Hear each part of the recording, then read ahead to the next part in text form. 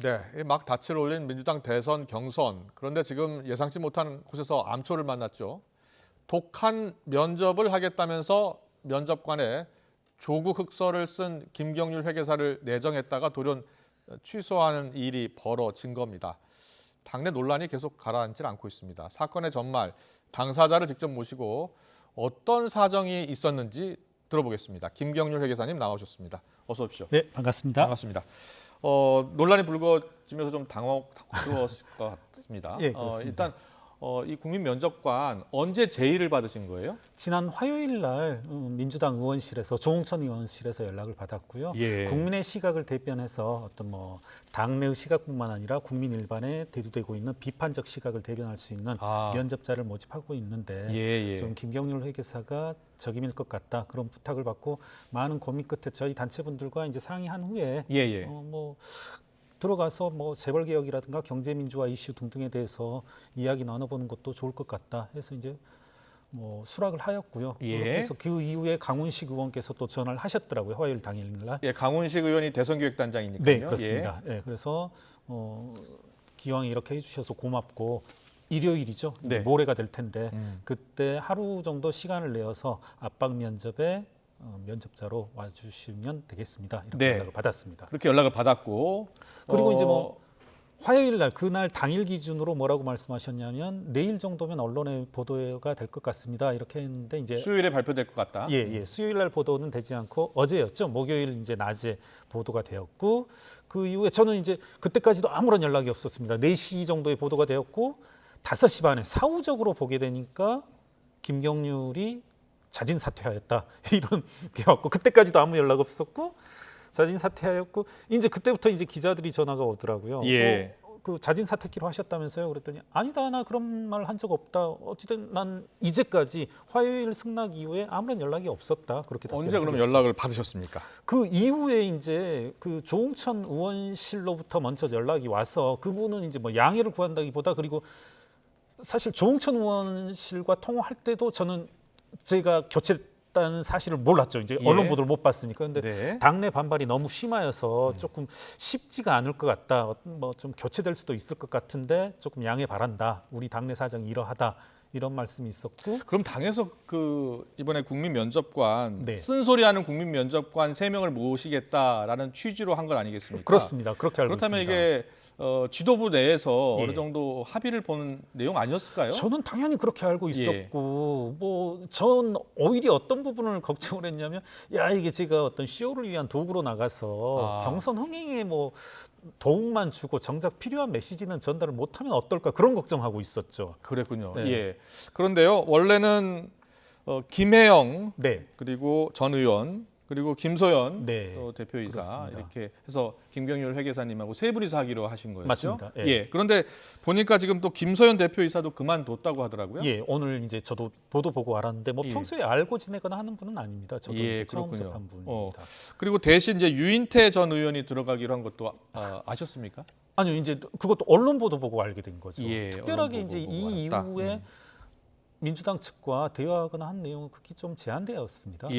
그렇다면요. 자, 민주당은 처음에 김경률 회계사를 모시려 했다가 왜 철회를 했을까요?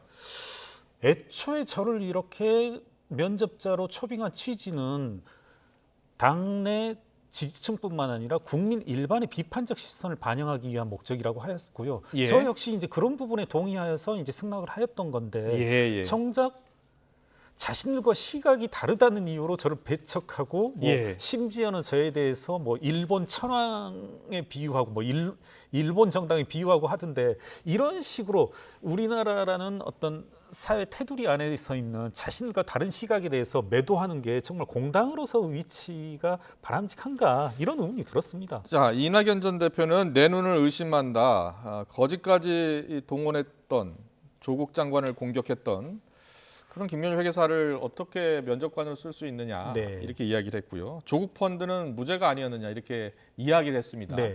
여기에 대한 평가에 대해서는 어떻게 생각하세요? 한번 보시기에 조국 펀드와 관련된 재판은 지금 얼마 전에 있었던 조범동 씨의 대법 판결이 있었고요. 예. 정작 본인이라고 할 수 있는 정경심 씨에 대한 재판은 지금 예. 1심 결과가 나왔고 그리고 2심이 진행 중입니다. 그럼에도 불구하고 정경심 씨의 사모펀드 관련이 무죄가 나왔다. 예. 이런 주장이 전 뭘 의미하는지 모르겠고 예. 정경심 씨 1심 재판에서 사모펀드 관련해서 자본시장법 위반 그리고 금융실명제법 위반 예. 범죄수익은닉법 위반 이와 같이 세 가지 혐의를 법원에서 확정지었습니다. 이러함에도 불구하고 당사자 이외인 조범동 씨 재판에 있었던 일부 무죄 판결을 가지고서 정경심 씨가 사모펀드와 관련해서 모두 무죄가 나왔다. 예. 이렇게 하는 것은 심각한 오해일 뿐더러 예. 의도적으로 국민들의 눈을 어떤 왜곡히 위한 그런 것이 아닌가 의심되어집니다. 이낙연 전 대표뿐만이 아니고요. 정세균 전 총리도 민주당 대선 후보로서 수용할 수 없다 이렇게 네. 이야기를 했습니다. 그리고 조국 전 장관을 좀 놓아주자 가혹하게 조국의 시간을 연장하려 하는 것 아니냐. 경선 기획단 자체를 모두 네. 해체, 재구성하자 이렇게 네. 이야기했습니다. 여기에 대해서는 어떻게 생각하세요? 그러니까 제가 드리고 싶은 말씀이 그겁니다. 예. 민주당 스스로 제발 좀 조국의 강을 건너길 바란다. 제가 드리고 싶은 메시지가 이것이고요. 조국의 강을 건너기 위한 수단이라고 하는 것은 조국 일가에게 주어진 혐의 그리고 예. 조국 전 장관이 부적합하였음에도 불구하고 공적 임무를 수행하기 부적합하였음에도 예. 불구하고 그를 옹호하고 두둔했던 일각의 행각에 대해서 민주당 스스로 비판적인 그와 같은 입장을 내는 것이 조국의 강을 건너기 위한 가장 뚜렷한 바람직한 자세가 아닌가 생각합니다. 만약에 면접관으로서 면접을 진행했다면 네. 했다면 네. 대선 주자들한테 민주당 네. 대선 주자들한테 어떤 질문을 가장 하고 싶으셨어요? 사실은 저희 단체에 이제 승낙을 구할 때도요. 저희 단체가 뭐 경제민주주의 그리고 재벌개혁 이와 같은 그 예. 개혁 이슈를 표방하고 있는 만큼 그와 관련된 질의를 하려고 했었고요. 더구나 이제 제 생각은 강훈식 의원께서 말씀을 예. 하실 때 국민들이 질문지를 던지고 그 중에 일부를 면접자들이 취합해서 하는 방식이다. 하게 되면 당연히 제 생각에는 국민 일반들은 조국 사건에 대해서 조국 펀드에 대해서 의문을 가지고 있고 그와 같은 질문이 있으면 저는 취합해서 당연히 묻는 게 제 역할이 아니다라고 저도 생각했습니다. 친문 성향의 민주당 의원들이 지금 강력한 네. 공세를 하고 있고 외계사님 면접관 자격을 문제 삼는 글들이 많이 올라왔더라고요. 예, 예. 실제로 많이 지금 비판받고 계시죠? 보고 있습니다. 예, 예, 예. 예. 어떻게 들으셨어요? 저는 예. 이 민주당 의원분들이 저의 면접관 자격을 문제 삼고 비판하고 있는데 가장 먼저 민주당이 고민해야 될 것은 과연 민주당이 공당으로서의 자격이 있는지 저의 면접관 자격이 아니라 민주당이 공당으로서의 자격이 있는지 자문하고 대답을 내놔야 될 때가 아닌가.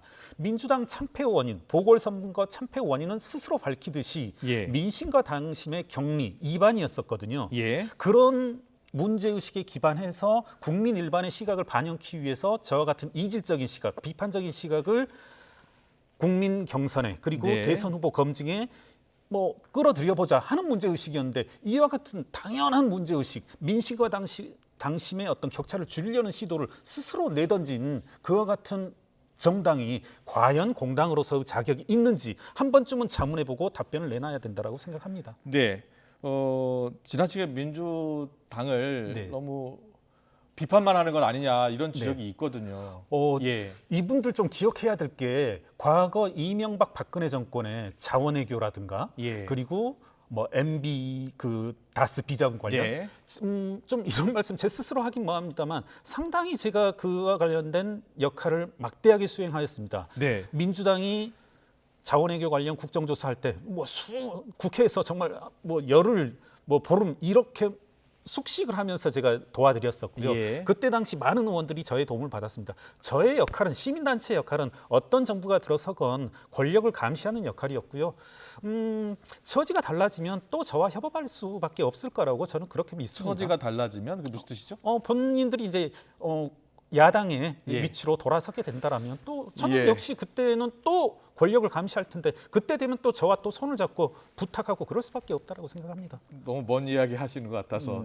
곧 가까운 장래에 예. 그런 일이 벌어지지 않을까. 일단 생각합니다. 여권에서는 또 비판적인 시각 갖고 계신 분들 네. 가운데 윤석열 전 총장 아내 김건희 씨의 네, 이 사생활 의혹을 연일 저격하는 글들 네. 이렇게 올리고 계신데 여기에 비판의 목소리를 내셨잖아요. 예, 그렇습니다. 예. 저는 과연 이제 입에 담지 못할 윤석열 총장의 부인에 대한 여러 가지 의혹들, 뭐 예. 유흥주점에서 뭐 근무, 이건 차마 입에 담기 힘든 것인데 이게 제가 알기로는 정모 씨의 문제 제기로부터 비롯되어졌고 정모 씨의 이와 같은 갖가지 구설들, 입으로 담기 힘든 그런 구설들이 법정에서 이미 판결이 내려진 것으로 알고 있습니다. 아, 그와 예. 같은 내용들이 이미 예. 다 허위 사실로서 이런 것들을 과연 확대 재생산하는 것이 우리 사회가 퇴행하고 있다는 어떤 결정적인 증거가 아닌가. 예. 그럼 오늘 윤석열 전 총장 그 장모, 네. 예, 최모 씨 1심에서 법정 구속됐잖아요. 네, 네.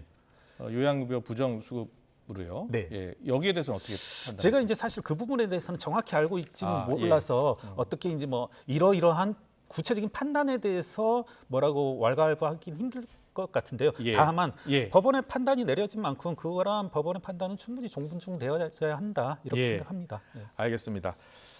조국 흑서 김경률의 독한 면접 아쉽게도 불발됐습니다. 근데 지금 민주당 내에서 좀 내용이 좀 깊어지고 있어요. 네. 사실 송영길 대표를 비롯해서 당 지도부가 좀 리더십의 타격이 지금 불가피한 상황인데요. 예. 자, 아무튼 김경률 회계사의 입장을 듣기 위해서 김경률 회계사 모셨습니다. 오늘 말씀 여기까지 듣겠습니다. 잘 들었습니다. 네, 감사합니다.